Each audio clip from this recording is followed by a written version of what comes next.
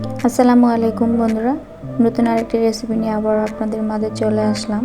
আজকে আমার রেসিপিটা হচ্ছে কোয়েল পাখির মাংসের রেসিপি। পুষ্টিগুণে ভরা এই রেসিপিটা খুবই মজাদার একটি রেসিপি, কোয়েল পাখির মাংসের। তো আমরা অনেকেই কোয়েল পাখির মাংসটা পছন্দ করি না, আবার অনেকেই করি। কোয়েল পাখির মাংসটা সত্যি খুবই মজাদার একটি মাংস, আর হচ্ছে পুষ্টিগুণে ভরপুর। এই মাংসে কোনো ক্ষতি নাই, এটা যে কেউ খেতে পারে, বাচ্চাদের জন্য সবচেয়ে বেশি ভালো। তো কথা না বাড়িয়ে চলুন। তো আমি এখানে কোয়েল পাখি নিয়েছি 4 পিস।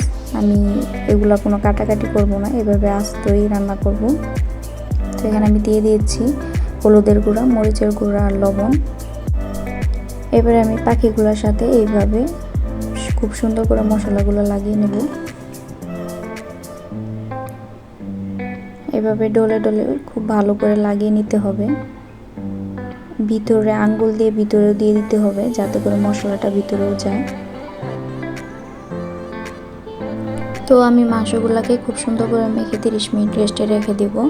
ফিরে আসলাম 30 মিনিট পর। আমি চুলায় একটি প্যান বসিয়ে দিয়েছি। প্যানটা ভালো করে গরম করে নেওয়ার পর আমি এখানে দিয়ে দিব তেল। আমি তেলটাও ভালো করে গরম করে নেব।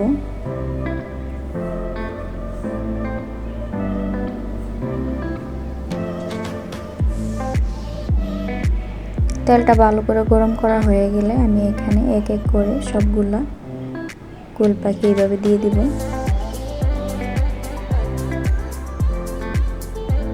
এবার আমি কিছুক্ষণ ভেজে নেব, এইভাবে উল্টিয়ে পাল্টিয়ে কোয়েল পাখিগুলা। আমি চুলাটা একদম হাই হিটে দিয়ে দিয়েছি। এভাবে আমি কোয়েল পাখিগুলো ভেজে নেব। চারদিক খুব সুন্দর করে ভেজে নিতে হবে, যাতে কোনো সাইড বাদ না থাকে। এভাবে ঘুরিয়ে ঘুরিয়ে 4 সাইডে ভালো করে ভেজে নিতে হবে।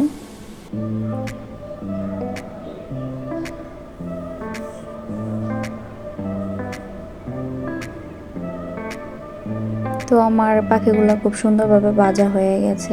এবার আমি উঠিয়ে নেব।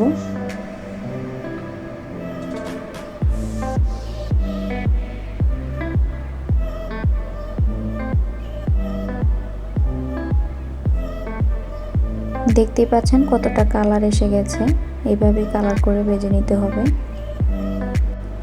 এবার চলে আমি আরেকটা প্যান বসিয়ে দিয়েছি। প্যানটা ভালো করে গরম হয়ে গেলে আমি এখানে যে মাংসটা বাছছিলাম তার যে তেলটা রয়ে গেছে, তেলটা এখানে দিয়ে দিব। আমি এখানে অ্যাড করব আরও কিছু তেল। এবার আমি এখানে দিয়ে দেবো কিছু গরম মশলা। এখানে আছে দারচিনি, লবঙ্গ, এলাচ, কয়েকটা গোলমরিচ আর তেজপাতা। তো এটাকে আমি হালকা ভেজে নেব। এবার আমি এখানে দিয়ে দেবো পেঁয়াজ কুচি। পেঁয়াজ কুচিটাও আমি ভালো করে ভেজে নেব।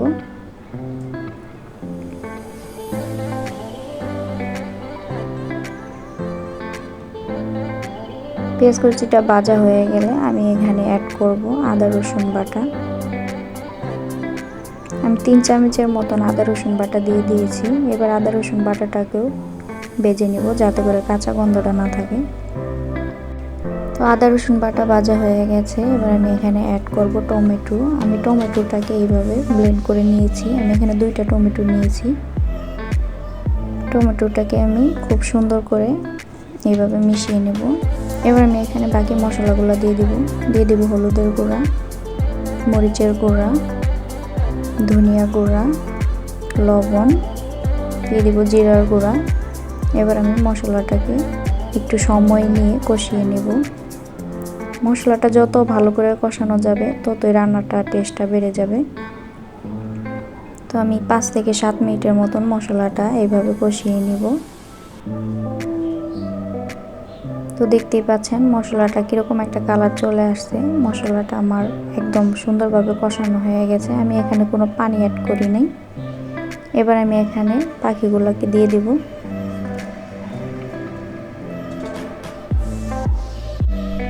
এবার আমি মশলার সাথে ভালো করে মাংসগুলো এইভাবে মিশিয়ে নেব। আমি যেহেতু কোনো পানি অ্যাড করিনি, এর জন্য আমি এখানে হালকা পরিমাণে পানি দিয়ে দিব, যাতে মশলাটা ভালোভাবে মাংসের সাথে মিশে যায়। আমি হালকা পরিমাণে পানি দিয়ে দিয়েছি। এবার আমি 2 থেকে 3 মিনিটের মতন মাংসটাকে একটু কষিয়ে নেব। এতে করে মশলার সাথে মাংসটা খুব সুন্দরভাবে মিশে যাবে। এইভাবে নেড়ে চেড়ে আমি ঢাকনা দিয়ে ডেকে কিছুক্ষণ কষিয়ে নেব। ফিরে আসলাম কিছুক্ষণ পর। আমি এইভাবে উল্টিয়ে পাল্টিয়ে দেব।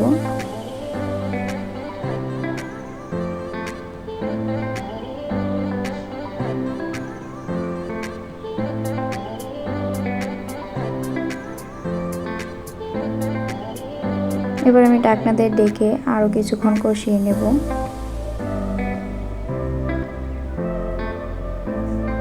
ফিরে আসলাম কিছুক্ষণ পর। দেখতেই পাচ্ছেন খুব সুন্দরভাবে মাংসটা কষানো হয়ে গেছে।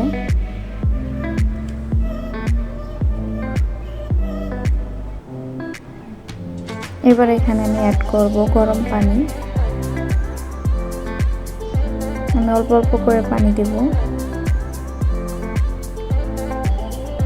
যে যেরকম খাবেন ওই পরিমাণে পানিটা দিতে হবে। আর কোয়েল পাখির মাংসটা হচ্ছে নরম, যার কারণে বেশি পানি দিতে হয় না, খুব তাড়াতাড়ি মাংসটা সিদ্ধ হয়ে যায়। আর যেহেতু এটা আস্ত, তাই একটু সময় নিয়ে মাংসটা সিদ্ধ করাই ভালো। তো আমি একটু সময় নিয়ে মাংসটা সিদ্ধ করব। আমি এবার ডেকে দিয়ে কিছুক্ষণ রান্না করব। যখন এরকম বলক চলে আসবে তখন আমি এইভাবে পাখিগুলোকে উল্টিয়ে পাল্টিয়ে দেব, যাতে করে দুনো সাইড খুব সুন্দরভাবে সিদ্ধ হয়ে যায়।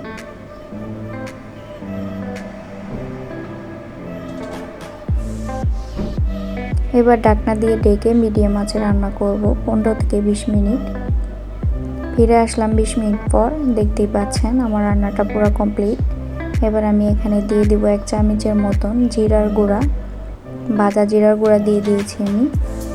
এবার আমি নেড়ে চেড়ে 2 মিনিটের মতন ডেকে রেখে দিব। তো বন্ধুরা, আশা করি ভিডিওটা সকলের কাছে ভালো লাগবে। আপনারাও একবার হলে ট্রাই করে দেখবেন। খুবই মজাদার একটি রেসিপি। এটা আপনারা বিরিয়ানি, রুটি বা গরম ভাতের সাথেও খেতে পারবেন। তো এ পর্যায়ে সকলে ভালো থাকবেন, সুস্থ থাকবেন। প্লিজ লাইক, শেয়ার এবং সাবস্ক্রাইব করে পাশেই থাকবেন। আল্লাহ হাফেজ।